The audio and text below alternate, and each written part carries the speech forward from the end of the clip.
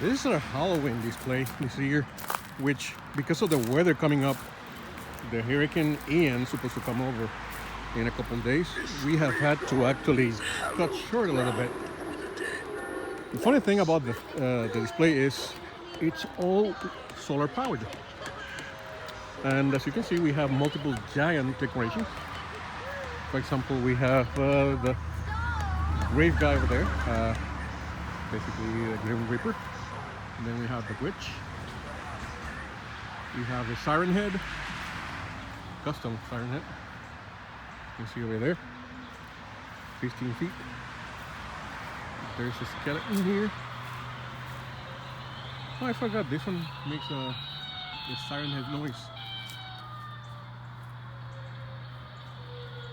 There you go. That's supposed to be a tornado siren.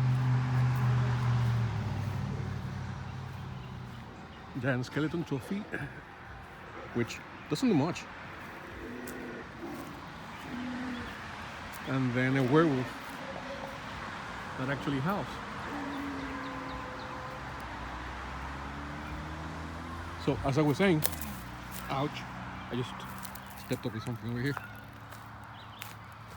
The whole thing is powered with solar. And if we come over here, whoops, there's real spider webs over here.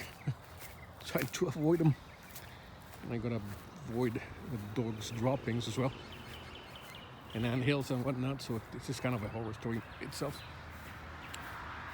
So over here we have the actual solar setup, which is protected by this box, so that the rain will not get it or get in. And here's the inverter. The whole thing, well, almost the whole thing is powered by Harbor Freight items. So Jupiter is the inverter brand provided by Harbor Freight. Let me see if I can open the battery. Oops, put my finger in the wrong place. And let's open the box over here. Opening the box. There we go. One hand, not easy. Getting the handle. There we go. Come on, you open, you open. Everything's very well attached. Like I'm stuck, but there we go. There's 4 Thunderbolt batteries over there. So Thunderbolt Solar, which is Harbor Freight's brand. That's 35 amp hours a piece and about 35 pounds as well. So it's better than 100 pounds, the whole thing. The box is a Harbor Freight box as well.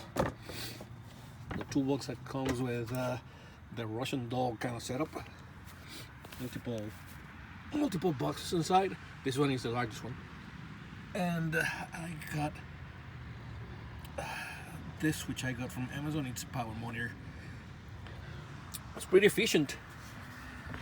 And it's working out pretty well as well. So I got definitely no complaints about this. It's using about 17 amps DC at any given point, and it will work throughout the night without any issues. I like it, so I definitely recommend the setup. And that gives thanks to our our friends over here, Skeletons, holding up the solar panel. Thank you guys.